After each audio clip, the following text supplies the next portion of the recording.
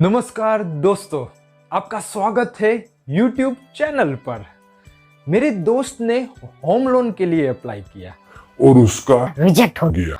तो क्या कारण हो सकता है कि वो रिजेक्ट वैसे तो बहुत सारे कारण हैं, पर मेन कारण एक ये भी है कि रिजेक्ट हो सकता है, वो है क्रेडिट स्कोर। जी हाँ दोस्तों, हम आगे क्रेडिट स्कोर कैसे इम्प्रूव किया जाए, अगर आपका क्रेडिट स्कोर खराब है तो फिर उसको कैसे रिपेयर किया जाए और क्या क्या बात ध्यान रखें कि आपका क्रेडिट स्कोर इम्प्रूव हो। अगर आपके पास क्रेडिट की कुछ फैसिलिटी अवेलेबल नहीं है फिर भी आप अपना क्रेडिट स्कोर कैसे बढ़ा सकते हैं, वो सारी हम बातें आगे डिस्कस करेंगे। मैं हूं निकुंज टेक सुविचार से, तो लीजिए शुरू करते हैं।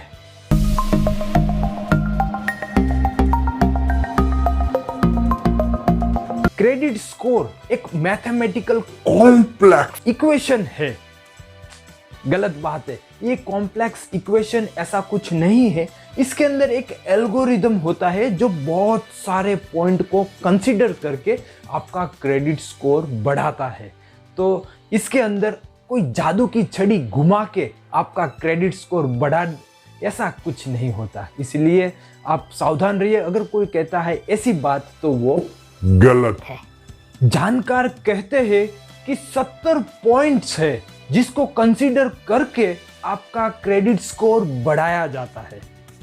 टाइम से अपना ईएमआई, अपना लोन का हफ्ता अगर आप भरते रहेंगे तो आपका क्रेडिट स्कोर बढ़ता रहेगा।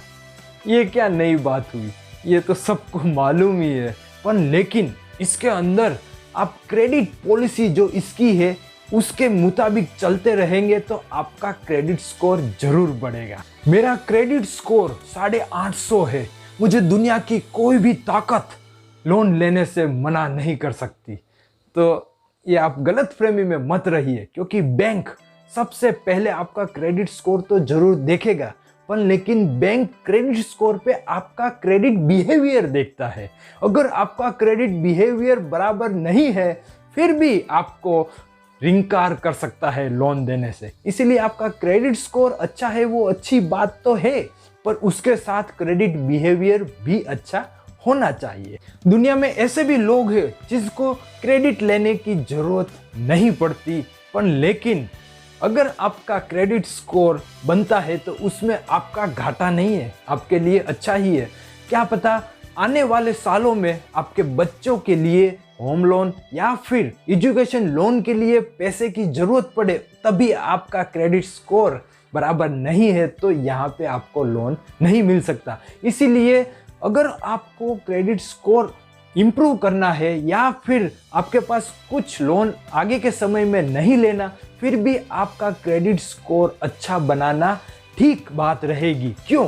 क्योंकि सबसे पहली बात यह है कि अगर भविष्य में आप लोन लेने जाएंगे तो आपको बेटर रेट ऑफ इंटरेस्ट पे लोन मिलेंगे।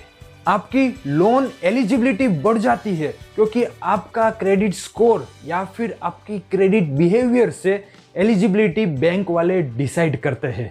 तीसरा यहाँ पे है कि अगर आप जॉब के लिए अप्लाई करते हैं तो आजकल बड़ी बड़ी कंपनियां क्रेडिट स्कोर देखती है। अगर आपका क्रेडिट बिहेवियर ठीक नहीं है तो वो आपको शायद जॉब के लिए इनकार कर दे। इसीलिए पता नहीं आने वाले समय में ये क्रेडिट स्कोर कहाँ कहाँ काम आएगा। क्या पता कल शादी के लिए सामने वाले मांग ले क्रेडिट स्कोर, तो अगर आपने बनाया हुआ है क्रेडिट स्कोर अच्छा तो आपके लिए फायदा ही होगा ना। तो फिर ये नुकसान वाली कोई बात नहीं है, आपके क्रेडिट स्कोर बहुत अच्छी बात है। अब मान लेते हैं आपने मन बना लिया क्रेडिट स्कोर को बढ़ाने के लिए, तो अब किया क्या जाए? आपने तो बता दिया क्रेडिट स्कोर को इम्प्रूव करें, तो अब कैसे करें? हमारे पास न तो क्रेडिट कार्ड है, न तो लोन है, कार लोन, होम लोन कुछ नहीं है। अब क्रेडिट स्कोर कैसे इम्प्रूव किया जाए? यहाँ मैं एक वर्स्ट कंडीशन ले लेता हूँ कि किसी के पास कुछ नहीं है, तो कैसे इम्प्रूव किया जाए? स्टेप बाय स्टेप आप अपना क्रेडिट स्कोर कैसे इम्प्रूव या फिर अच्छा बना सकते हैं और फ्यूचर में आपको अच्छा लोन या फिर कुछ भी रिक्वायरमेंट है तो उसमें फुलफिल कर सकते हैं। तो सपोज आप कुछ भी खरीदने जाते हैं, जैसे कि मोबाइल, वॉशिंग मशीन या इलेक्ट्रॉनिक आइटम, आप जो भी कैश पेमेंट करते हैं उसकी जगह पे आप थोड़ा वहाँ पे इंस्टॉलमेंट या क्रेडिट पे मांगिए। तो वहाँ पे जो भी दुकानदार रहते हैं स्टोर पे, वहाँ पे फाइनेंशियल सर्विस जरूर रहता है और आपको वो जीरो, कभी कभार तो ऑफर आती रहती है, 0 EMI पे भी मिल जाता है भैया। तो वो आप इंस्टॉलमेंट में लीजिए। जो भी आपने इलेक्ट्रॉनिक आइटम लिया है उसके ऊपर आसानी से आधार कार्ड, पैन कार्ड और अपना बैंक का स्टेटमेंट देके आप एक इंस्टॉलमेंट में एक जो भी इलेक्ट्रॉनिक आइटम है खरीद सकते हैं। इससे क्या होगा, आपका क्रेडिट का एक अकाउंट खुल जाएगा और उसके अंदर जमा टाइम से टाइम आप पेमेंट करेंगे और आपका अकाउंट में बढ़ता जाएगा क्रेडिट स्कोर। दूसरी बात कि अगर आप जॉब कर रहे हैं, ठीक है, तो सैलरी तो आती होगी, तो सैलरी आपकी बैंक में आती है। तो बैंक में हर एक महीने की फिक्स 10 तारीख या 6 तारीख को जो भी आपकी जमा होती है, इसका मतलब कि आपका जो भी पैसा पर्टिकुलर डेट को जमा हो रहा है और ये आपको जाके बैंक वालों को बताना है कि मेरा पर्टिकुलर अमाउंट हर महीने जमा हो रहा है। इसके बेस पे मुझे एक क्रेडिट कार्ड ऑफर करिए, 10,000, 20,000, अरे जो भी आपको ऑफर करे ले लीजिए, क्योंकि अगर आपने 10,000 पे भी ले लिया तो फिर समझिए ये आपको आने वाले समय में क्रेडिट स्कोर बढ़ाने में बहुत फायदा रूप होगा। क्योंकि अगर क्रेडिट कार्ड ले लिया, अब जो भी आप अमाउंट देते हैं कैश के रूप में वो क्रेडिट कार्ड से पे करिए। जैसे कि पेट्रोल भराना है, फिर अलग अलग बहुत सारे जगह पे आप ऑनलाइन खरीदी करते हैं, उस कैश की बजाय आप अपना क्रेडिट कार्ड यूज कीजिए। जितना यूज करते जाएंगे और टाइमली भरिएगा पैसा। अगर टाइम से नहीं भरा तो डिफॉल्ट हो जाओगे, क्रेडिट कार्ड जो है वो भी निकल जाएगा, क्रेडिट कार्ड खराब हो जाएगा। तो क्रेडिट स्कोर यहाँ पे इंप्रूव करना है, इसीलिए टाइमली पेमेंट करता रहिए और जैसे जैसे आप टाइमली पेमेंट करेंगे आपका क्रेडिट स्कोर भी बढ़ता जाएगा। ये भी हो सकती है कि बैंक वाले अपने जो भी आपके मंथली सैलरी जमा होती है उसके ऊपर क्रेडिट कार्ड नहीं दे। कोई बात नहीं, घबराने की कोई बात नहीं है, आप FD करा लीजिए। छोटा सा अमाउंट 50,000, 40,000, 20,000 का अमाउंट FD करा लीजिए और बैंक वालों को बोलिए कि इसके ऊपर मुझे क्रेडिट कार्ड इशू करिए। ये आपका सिक्योर्ड लोन हो जाएगा, सिक्योर्ड क्रेडिट कार्ड मिल जाएगा आपको और इसके अंदर जो भी इंस्टॉलमेंट में टाइम से भरिएगा, टाइम से भरेंगे तभी तो क्रेडिट कार्ड इंप्रूव होगा। चौथा पॉइंट, अगर आपके पास नागरिक बैंक में FD है तो फिर समझ लो 1 लाख रुपए का आप नागरिक बैंक में FD कराते हैं तो आपको 1 शेयर नागरिक बैंक का फ्री मिलता है। तो आपको शेयर तो मिल गया और भविष्य में आप इसके शेयर होल्डर है तो आपको लोन मिलना आसान हो जाता है। तो ऐसे फाइनेंशियल इंस्टीट्यूट भी होते हैं जिनके अंदर आप उसका शेयर या फिर वहाँ पे FD करा के भी लोन ले सकते हैं। क्रेडिट स्कोर का थोड़ा बेसिक देख लेते हैं। तो 300 से 900 क्रेडिट स्कोर दिया जाता है। तो 300 स्कोर जो है वो एकदम लोवेस्ट माना जाता है और 900 एकदम बेस्ट स्कोर माना जाता है। तो 750 के ऊपर रहा तो आपका क्रेडिट स्कोर अच्छा माना जाता है, आपकी लोन मिलने की एलिजिबिलिटी बढ़ जाती है। कभी कभार नहीं भी मिलता, लेकिन उसके रीजंस रहते हैं कि आपका क्रेडिट बिहेवियर अच्छा नहीं है। तो यहाँ हम बात कर रहे थे कि पॉइंट्स के बारे में, तो जितने ज़्यादा अच्छे पॉइंट आपको क्रेडिट मिलने की एलिजिबिलिटी बढ़ जाती है। आइए क्रेडिट स्कोर का वेटेज देख लेते हैं। पूरे 100% में से 30% आपके पास्ट परफॉर्मेंस रीपेमेंट के ऊपर, 30% क्रेडिट स्कोर के ऊपर डिपेंड है। तो आपका रीपेमेंट अच्छा है तो आपका क्रेडिट स्कोर बढ़ता जाएगा। 25% क्रेडिट मिक्स और ड्यूरेशन में आता है, मतलब कि सिक्योर्ड और अनसिक्योर्ड का 25% वेटेज है क्रेडिट स्कोर में। यहाँ पे सिक्योर्ड लोन और अनसिक्योर्ड लोन का मतलब क्या है? होम लोन है वो आपका सिक्योर्ड लोन है क्योंकि इसके अंदर आपका घर ऐसे कोलेट्रल गिरवी वहाँ पे है, इसीलिए इसको सिक्योर्ड लोन बोला जाता है। अनसिक्योर्ड लोन में आपका आता है कार लोन।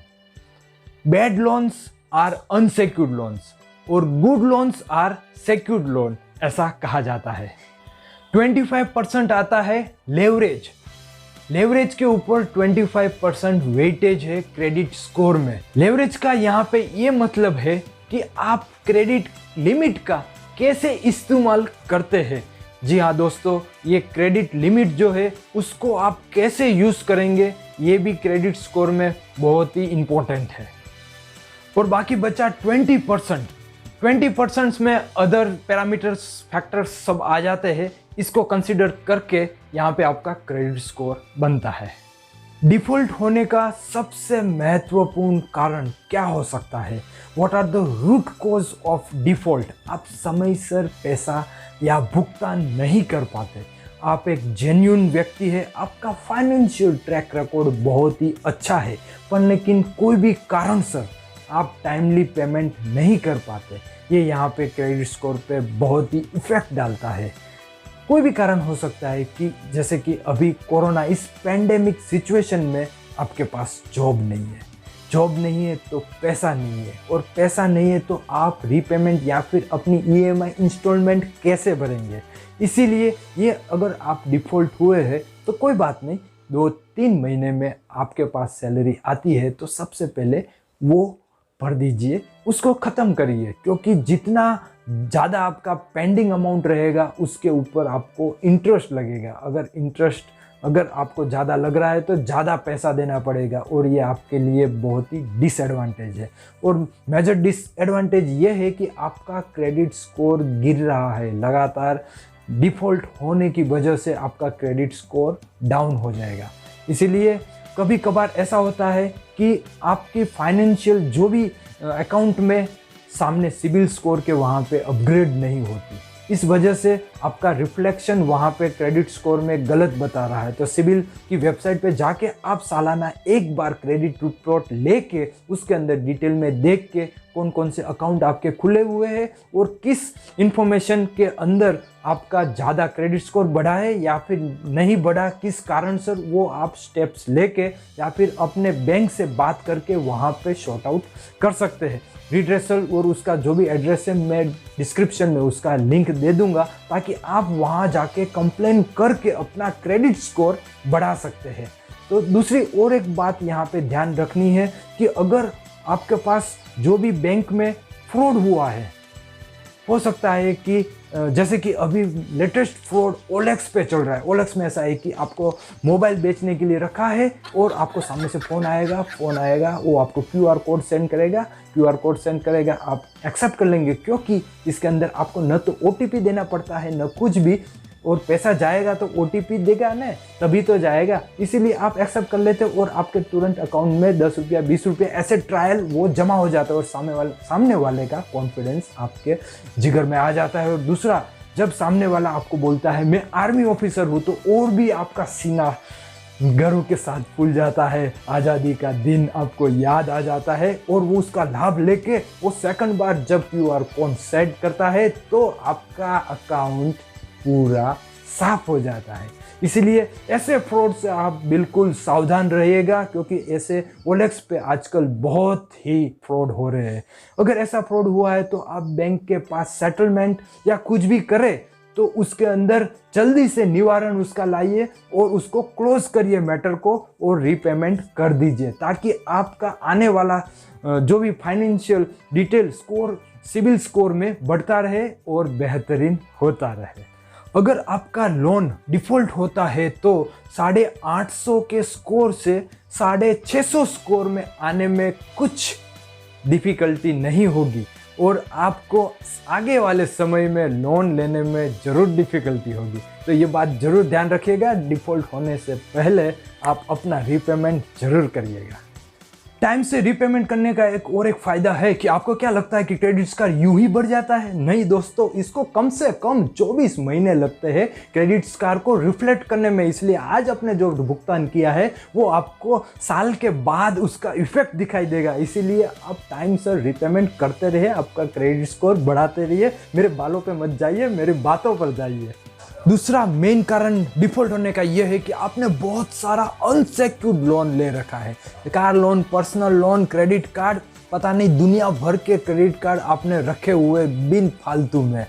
इससे क्या होता है, आपका क्रेडिट लिमिट बढ़ जाता है और आप कार्ड का रीपेमेंट टाइम्सली नहीं कर पाते और उसको मैनेज करना फाइनेंशियली भी एक प्रॉब्लम है। आप ये समझते हैं कि एक क्रेडिट कार्ड का दूसरे क्रेडिट कार्ड से मैं बिल भर दूंगा, पर वो बोझ के ऊपर बोझ और आप एक टाइम पे पैसा नहीं भर पाएंगे और ये डिफ़ॉल्ट हो जाता है। डिफ़ॉल्ट होने से आपका क्रेडिट स्कोर डाउन होगा, न कि ऊपर होगा। इसलिए आप ये जो भी अनसिक्योर्ड लोन है उसको टाइमली रीपेमेंट करिए। उसको बराबर अगर भर नहीं पाया तो कोई बात नहीं, पर लेकिन टाइम से भरिए और उसको ख़त्म कर दीजिए, क्योंकि अनसिक्योर्ड लोन में रेट ऑफ इंटरेस्ट भी ज़्यादा रहता है और ये डिफ़ॉल्ट हुआ तो आपके क्रेडिट स्कोर पे भी फ़र्क पड़ता है। और जब क्रेडिट कार्ड का बिल आता है तो आप क्या करते हैं, मिनिमम बैलेंस ड्यू अमाउंट को भर देते हैं। जो कम से कम बैलेंस आता है, मिनिमम बैलेंस आता है, वो एक्चुअली ये बैंक वाले भी कभी कभार सजेस्ट करते हैं कि ना आप मिनिमम अभी भर दो, आगे का आपका देखा जाएगा। तो आगे क्या उसके ऊपर इंटरेस्ट लगता है और आपका डिफ़ॉल्ट होने का चांस बढ़ जाता है। इसीलिए आप जो भी पेमेंट करें फुल पेमेंट करें, क्योंकि फुल पेमेंट करेंगे आपका फुल स्कोर बढ़ता जाएगा। इसीलिए याद रखिए फुल पेमेंट करिएगा। आप मिनिमम ड्यू बैलेंस जो होता है वो मत करिएगा, कभी मत करिएगा। आप कहीं से जुगाड़ करके पैसे ला के फुल पेमेंट करिए, इससे आपका क्रेडिट स्कोर बना रहेगा। और दूसरी बात ये देखी गई कि आपकी जो क्रेडिट कार्ड की कैपेसिटी है, वो जो लिमिट है क्रेडिट कार्ड की, वो देख के पूरा उसको इस्तेमाल करना है ऐसा मत सोचिए।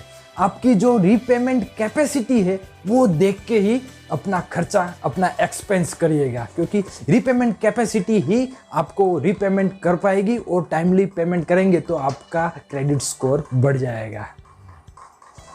और देखा गया है कि क्रेडिट कार्ड जो आपके पास बिन फालतू बहुत सारे हैं, उसके अंदर से जो आप यूज़ नहीं करते उसको आप क्लोज करवा दीजिए। उसको आप नहीं यूज़ करते ऐसा ही मत पड़ा रहने दीजिए। कभी कभार चोरी हो जाता है और फ्रॉड होने के चांसेस बढ़ सकते हैं। इसीलिए 2 क्रेडिट कार्ड इनफ है और ये 2 क्रेडिट कार्ड जो आप ज़्यादा इस्तेमाल करते हैं वो आप रखिएगा, बाकी का आप क्लोज कर दीजिएगा। लेवरेज, इसका मतलब कि क्रेडिट कार्ड लिमिट के ऊपर आप जो क्रेडिट लेते हैं वो ऐसा नहीं है कि पूरा का पूरा आप इस्तेमाल करें हर महीने। उस लिमिट में जो आप क्रेडिट लेते हैं उसके ऊपर भी क्रेडिट स्कोर बनता है। इसीलिए जैसे कि आपका ₹1,00,000 क्रेडिट कार्ड लिमिट है तो उसके अंदर आप 20 से 30% ही इस्तेमाल करिए, क्योंकि ये लिमिट में अगर आप इस्तेमाल किया तो ही आपका क्रेडिट स्कोर अच्छा रहेगा। ये बताता है कि आपका क्रेडिट बिहेवियर कैसा है। अगर आपने ज़्यादा ही इस्तेमाल हर महीने किया तो इसका मतलब कि ऐसा होता है कि आप क्रेडिट हंग्री है। आगे हमने देखा कि क्रेडिट स्कोर के अंदर अदर्स का 20% वेटेज रहता है। तो यहाँ पे अदर्स के अंदर क्या है, तो अदर्स के अंदर मोर number of loans apply at the same time. मतलब कि आप क्रेडिट के लिए हर जगह इंक्वायरी डाल देते हैं। मतलब कि आपने यहाँ से लोन लिया, वहाँ से लेना है, तीसरे से लेना है, चौथा से लेना है, और वो सेंट्रल में जाता है इन्फॉर्मेशन। और सेंट्रल में इन्फॉर्मेशन सारे के पास उसका एक्सेस रहता है और वहाँ से पता चल जाता है कि आप बहुत ही क्रेडिट हंग्री है और इस वजह से आपको डिफ़ॉल्ट होने में या फिर आपको लोन न मिलने में दिक्कत आ सकती है। इसीलिए क्रेडिट हंग्री मत बनिए। आप अलग अलग जगह पे लोन का इंक्वायरी मत डालिए। एक जगह पे जो भी रिजल्ट आता है उसको रूट कोज देख के सोल्व करिएगा, क्योंकि वो सोल्व नहीं किया तो फिर आप कभी नहीं आगे लोन ले पाएंगे। इसीलिए जो भी आप स्टेप लेते हैं वो ये मरते नज़र रखते हुए ही आगे बढ़िएगा। और बहुत सारे लोन आपके पास हो गए हैं, क्रेडिट लोन, फिर बाद में आ गया है हाउसिंग लोन, फिर आ गया है पर्सनल लोन, कार लोन, सब जगह से आपने लोन ले रखा है। इसमें नंबर ऑफ लोन्स बढ़ जाते हैं तो सिक्योर्ड और इनसिक्योर्ड, इसमें भी अनसिक्योर्ड आपके पास ज़्यादा लोन है तो फिर आप प्लीज़ जल्दी से जल्दी अपना लोन को ख़त्म करिए और फिर बाद में आप दूसरे लोन के लिए अप्लाई करेंगे तो आपको चांसेस बढ़ जाते हैं लोन मिलने में। और न कि ये आप जल्दी ही अपना किस्त ख़त्म करेंगे, लोन क्लोज करेंगे, एनओसी बैंक से ले लेंगे तो फिर आपका क्रेडिट स्कोर बढ़ता जाएगा। टिप्स तो मैं ज़रूर दूंगा कि आपका क्रेडिट स्कोर कैसे बढ़ाया जाए, कैसे इम्प्रूव किया जाए या फिर कैसे रिपेयर किया जाए, पर उससे पहले महत्वपूर्ण ये आता है कि कौन कौन से पॉइंट्स है जिससे आपका क्रेडिट स्कोर डिक्रीज होता है। तो आइए देख लेते हैं कौन कौन से पॉइंट्स है जिससे आपका क्रेडिट स्कोर गिर सकता है। पर्सनल अकाउंट हो, करंट अकाउंट हो, कंपनी के बेस के ऊपर आपने चेक इशू किया है और वो बाउंस हुआ है, इसका मतलब कि आपका क्रेडिट स्कोर डिक्रीज होगा। इसलिए हो सकता है तो आप 2 बार चेक करिए कि आपके बैंक में बैलेंस है, फिर ही आप चेक इशू करिएगा। और सपोज आपने इशू कर ही दिया है तो फिर आप बैंक्स में वो चेक नंबर को कैंसिल करवाइए, या फिर वो सामने वाले को रिक्वेस्ट करिए कि प्लीज़ हमारे खाते में आज पैसा नहीं है, आप ये तारीख को चेक डिपॉजिट करना, तब आपका विड्रॉल हो जाएगा। तो ये रिक्वेस्ट करने से आपका क्रेडिट स्कोर बच सकता है। तो ये ध्यान रखिएगा, ये सब भूल जाते हैं अपना बैंक अकाउंट देखना। जब आप चेक इशू करो तो प्लीज़ अपना एक बार बैलेंस चेक करके है चेक इशू करना, इससे आपका क्रेडिट स्कोर बचा रहेगा और सामने वाले के नज़रिए में आपकी जो क्रेडिट फाइनेंशियल इंफॉर्मेशन और जो छवि रहती है वो बरकरार रहेगी और क्रेडिट स्कोर भी बढ़िया रहेगा। सिर्फ बैंक अकाउंट में जॉइंट होल्डर नहीं, क्रेडिट कार्ड में भी आप एड ऑन क्रेडिट कार्ड अपनी वाइफ के नाम से या फिर किसी और के नाम से लेते हैं तो उसका भी अगर टाइमली आपने पेमेंट नहीं भरा तो आपका क्रेडिट स्कोर डिक्रीज हो सकता है। तो ये भी खास ध्यान रखिएगा। और दूसरा कि आप बोरो करते हो तो बोरो जो भी लोन लिया है उसके अंदर भी आप अगर जॉइंट होल्डर या फिर उसके अंदर ऐसे इंडिविजुअल दूसरे पार्टनर हो तो फिर ये ध्यान रखिएगा कि वो लोन है टाइमली पे हो जाए। अगर वो पे टाइमली नहीं हुआ या फिर डिफ़ॉल्ट हुआ तो आपके क्रेडिट स्कोर पे असर हो सकता है। अगर कंपनी के नाम से लोन लिया है तो अगर आप यहाँ पे डायरेक्टर हो, प्रोप्राइटर हो या पार्टनर्स हो तो यहाँ पे आपने बोरो किया है, इसका मतलब कि अगर ये रीपेमेंट टाइमली नहीं हुआ तो आपका स्कोर अच्छा रहेगा और नहीं हुआ तो आपका स्कोर डिक्रीज हो सकता है। तो ये टाइमली आप भरते रहे और लोन को क्लोज कर दीजिएगा। और एक लास्ट बट द लिस्ट एक ऑप्शन है क्रेडिट कार्ड रिपेयरिंग एजेंसी। जी हाँ दोस्तों, यहाँ पे आपको सतर्क रहना पड़ेगा क्योंकि ऐसे बहुत फ्रॉड एजेंट्स रहते हैं जो आपको दावा करेंगे कि आपका क्रेडिट स्कोर इम्प्रूव करेंगे, पर लेकिन यहाँ पे और एजेंसी भी है जो बैंक के साथ टाई अप रहती है और वो आपका क्रेडिट स्कोर एक पर्टिकुलर अमाउंट लेके इम्प्रूव कर देगी। पर लेकिन वो पर्टिकुलर अमाउंट आप प्लीज़ अपने एजेंट से नेगोशिएट करके और एक बार कंफर्म करके किस बैंक के साथ कोलैबोरेटेड है और फिर बाद में ही सेटलमेंट करिएगा और इससे आपकी क्रेडिट एजेंसी है वो क्रेडिट स्कोर इम्प्रूव कर देगी। अभी हमने सेटलमेंट का बात किया तो कभी कभार क्या होता है, फ्रॉड होता है या फिर कुछ वजह से आप रीपेमेंट नहीं कर पाए और ये जो इंटरेस्ट लगा उसके ऊपर आप बैंक के साथ सेटलमेंट कर सकते हो। और बैंक हमेशा रेडी होती है सेटलमेंट के लिए क्योंकि उनको हमेशा पैसे चाहिए और उनका क्लोज हो जाए अकाउंट। ये दोनों में ही भलाई है कि बैंक अपना जो भी अमाउंट है वो ले ले और दूसरा कि आपका क्रेडिट स्कोर बढ़ जाए। जो डिफ़ॉल्ट हुआ है और क्रेडिट स्कोर जिससे डिक्रीज होगा वो आपका बच जाएगा, इसमें आपकी भलाई है। इसीलिए हमेशा बैंक सेटलमेंट के लिए तैयार होता है। पर लेकिन बात ध्यान में रखिएगा, अगर बहुत ज़्यादा अमाउंट नहीं है तो आप सेटल मत करिए। आप जो भी अमाउंट है उसको किस्तों में या फिर टाइम रहते रहते उसको भर दीजिए, क्लोज कर दीजिए। इससे आपका क्रेडिट स्कोर ख़राब नहीं होगा और क्रेडिट स्कोर अच्छा होगा। इसलिए जो भी अगर ज़्यादा अमाउंट है तो सेटलमेंट करने से वो अलावा दूसरा कोई रास्ता नहीं है। पर लेकिन अगर छोटी अमाउंट है तो फिर वो उसको इंस्टॉलमेंट करके आप उसको ख़त्म करिएगा।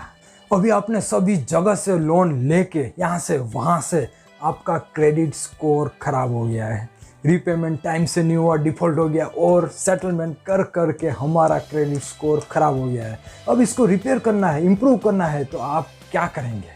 तो सबसे पहली बात, कोई बात नहीं, सबसे गलती होती है और कुछ भी कारण से ये डिफ़ॉल्ट हुआ या फिर सेटलमेंट हुआ है, इसको हम अवॉइड करके आगे की देखते हैं। तो आपको क्या करना चाहिए? सबसे पहले जिस क्रेडिट कार्ड में आपका डिफ़ॉल्ट हुआ है वो क्रेडिट कार्ड को क्लोज कर दीजिए और जिस क्रेडिट कार्ड में आपकी हिस्ट्री पेमेंट फाइनेंशियल अच्छी है वो आप कंटिन्यू रखें क्योंकि इसके अंदर पिछली हिस्ट्री का डेटा अच्छा है जो आपकी फाइनेंशियल पोजीशन को अच्छा दिखाता है। तो वो कंटिन्यू रखेंगे तो उसके अंदर स्कोर आपका अच्छा बेहतरीन ग्राफ बनता जाएगा और क्रेडिट कार्ड को इम्प्रूव करने में हेल्प रहेगी। दूसरा कि आप सिक्योरिटीज़ पे लोन लीजिए। आपके पास शेयर, म्यूचुअल फंड्स वगैरह है तो आजकल उसके ऊपर भी आपको सिक्योर्ड लोन मिलता है। म्यूचुअल फंड है उसके ऊपर भी मिलता है, एफडी है उसके ऊपर भी आपको मिलता है और आपके पास पॉलिसी है, LIC पॉलिसी है तो उसके ऊपर आप लोन लीजिए और वो लोन लेंगे उसके ऊपर, तो उसके ऊपर भी आपका क्रेडिट स्कोर फिर बढ़ता जाएगा और ऐसे आप अपना क्रेडिट स्कोर रिपेयर या इम्प्रूव कर सकते हैं। चलो दोस्तों, आगे देख लेते हैं tips for improving the credit score.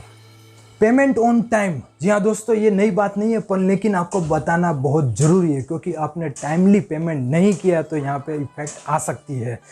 तो अगर आप भूल जाते हैं तो फिर आप क्या कर सकते हैं, ECS इलेक्ट्रॉनिक क्लियरिंग सिस्टम का आप यूज़ करके ये फैसिलिटी आप अप्लाई करके उसको यूज़ कर सकते हैं। दूसरा कि आपके जो भी नेट बैंकिंग है उसके अंदर ऑटो पे रख सकते हैं, ताकि आपका जो भी क्रेडिट कार्ड का बिल वो समय रहते भुगतान हो जाएगा। पर लेकिन इसके लिए आपको बैंक में पैसा होना चाहिए, इसीलिए याद रखिएगा अपने बैंक में प्लीज़ पैसा रखिए और टाइमली जो भी इंस्टॉलमेंट है वो अपने आप उसके अंदर क्लियर हो जाए। या फिर आप पोस्ट डेटेड चेक भी दे सकते हैं।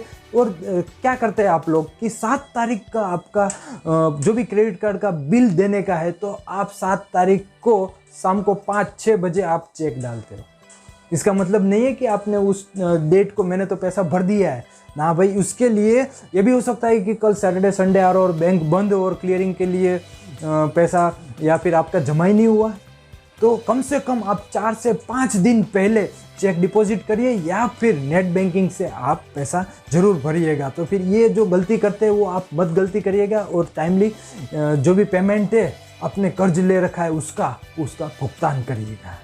कभी कभार ऐसा होता है कि आपको क्रेडिट कार्ड में जब लेती वक्त आपने ध्यान नहीं दिया और एनुअल मेंटेनेंस फी वगैरह या फिर कुछ फ्रॉड के वजह से आपका जो भी अमाउंट डिफ़ॉल्ट हुआ है, तो वो सबसे पहले क्लोज कर दीजिए, क्योंकि ये भी मैटर करता है आपके क्रेडिट स्कोर पे। इसीलिए मैं कहता हूँ कि जितना भी आप अमाउंट सेटल करें वो फटाफट से सेटल कर दे, ताकि आपका जो भी फाइनेंशियल स्कोर आगे बढ़ता जाए और क्रेडिट स्कोर में कुछ दिक्कत नहीं आए, आगे लोन लेने भी आपको सरलता रहे। Credit card use. Credit card को कैसे इस्तेमाल करें, क्रेडिट कार्ड को जुडिशियली इस्तेमाल करें। जी हाँ दोस्तों, ये क्रेडिट कार्ड मेन कल्प्रिट है जिसकी वजह से आपका क्रेडिट स्कोर डाउन होता है, क्योंकि मेजॉरिटी देखा गया है तो क्रेडिट कार्ड डिफ़ॉल्टर ज़्यादा है। क्रेडिट कार्ड लेके फिर आप पैसा नहीं भर पाते और डिफ़ॉल्ट होने के बहुत सारे ज़्यादा चांसेस है, इसीलिए मेन कल्प्रिट क्रेडिट कार्ड को दिया जाता है। वैसे तो थंब रूल है कि आपको क्रेडिट कार्ड कैसे इस्तेमाल करना चाहिए। आपकी जो भी क्रेडिट कार्ड में 20% लिमिट तय कर दो। जैसे कि आपका क्रेडिट कार्ड का लिमिट है ₹1,00,000, तो फिर आप 20,000 20% उसका इस्तेमाल करना है, ऐसा लिमिट सेट कर दो। तो फिर ये एक आपको एक स्ट्रेटेजी हो जाएगी और 20,000 के अंदर ही आपको इस्तेमाल करना है, तो एक लिमिट आ जाएगा। दूसरा थंब रूल ये है कि आपकी सैलरी जो भी है, जैसे कि समझ लो ₹1,00,000 है, तो उसका 30% 30,000 रुपये ही क्रेडिट कार्ड में इस्तेमाल करना है। तो वैसे ये दोनों थंब रूल के अंदर से जो आपको लागू पड़ता है वो दोनों ही इस्तेमाल करके आप क्रेडिट कार्ड को यूज़ कर सकते हैं।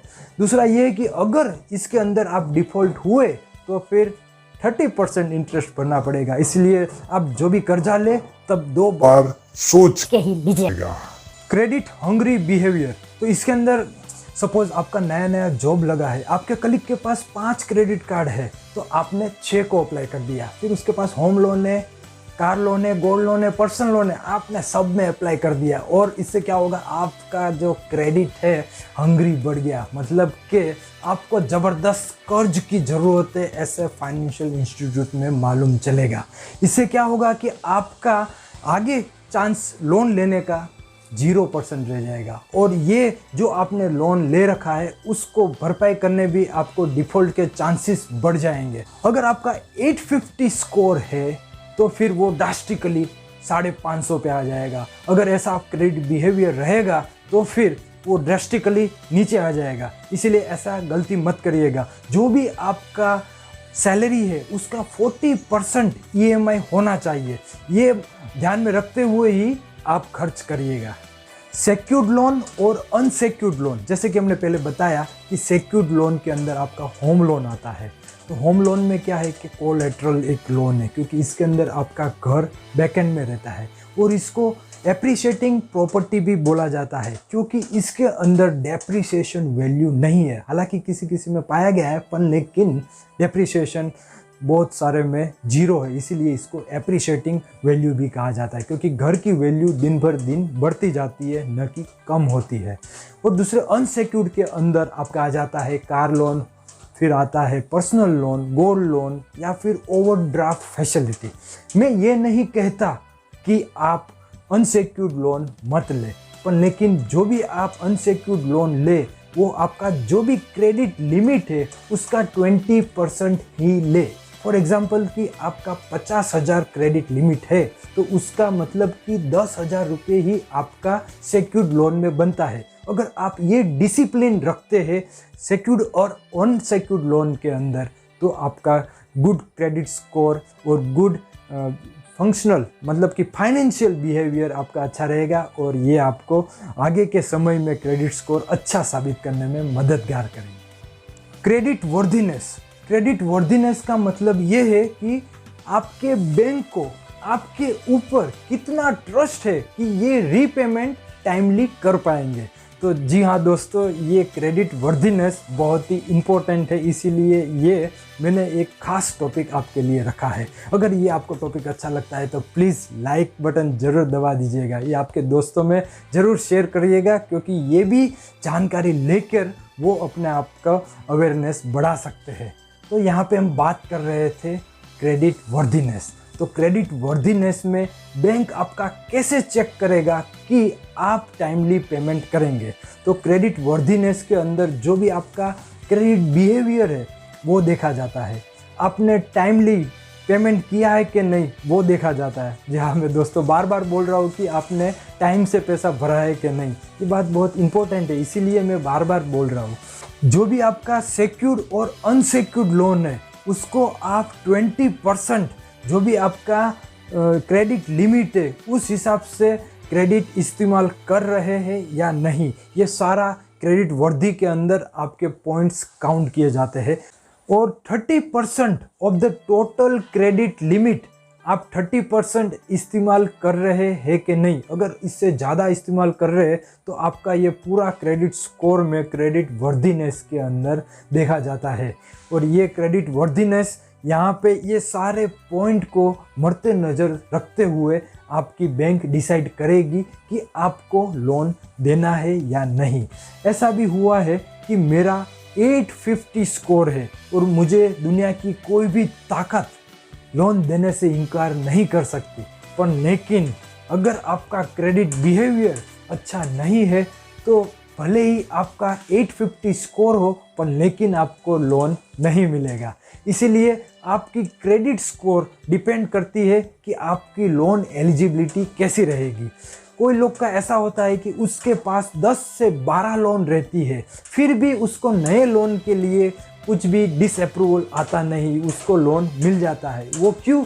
क्योंकि उसके सालों से उसका क्रेडिट बिहेवियर, ये जो मैंने आपको पॉइंट्स बताए वो सारे उसके परसेंटेज उसके मुताबिक रहते हैं, इसीलिए उसका क्रेडिट बिहेवियर बढ़ता जाता है और जितने भी वो लोन ले उसमें कुछ फ़र्क नहीं पड़ता और आगे वो लोन आसानी से लो रेट ऑफ इंटरेस्ट पे मिल जाती है। अगर ये बात आपको दोस्तों अच्छी लगती है तो प्लीज़ मुझे लाइक कीजिए, शेयर कीजिए और मेरा चैनल ज़रूर सब्सक्राइब करिए। और ये जिन लोगों को बात नहीं पता और जो लोग क्रेडिट स्कोर अपना इम्प्रूव करना चाहते हैं उन लोगों को ये मेरा वीडियो फॉरवर्ड करिए। आपकी क्रेडिट एलिजिबिलिटी कैसे चेक करें? आपकी क्रेडिट एलिजिबिलिटी डिपेंडेंट रहती है सैलरी पे।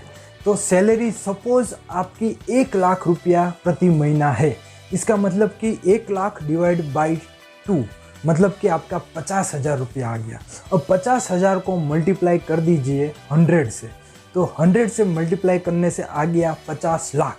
जी हाँ दोस्तों, 50 लाख रुपया आपकी एलिजिबिलिटी क्रेडिट लिमिट की है। अभी ये 50 लाख रुपया क्रेडिट एलिजिबिलिटी है, इसके अंदर आप होम लोन ले, कार लोन ले, गोल्ड लोन ले, ये सारी आपकी एलिजिबिलिटी है। पर जो भी आपने लोन ले रखा है, जैसे जैसे आप लोन लेंगे वो एलिजिबिलिटी में से माइनस होते जाएंगे।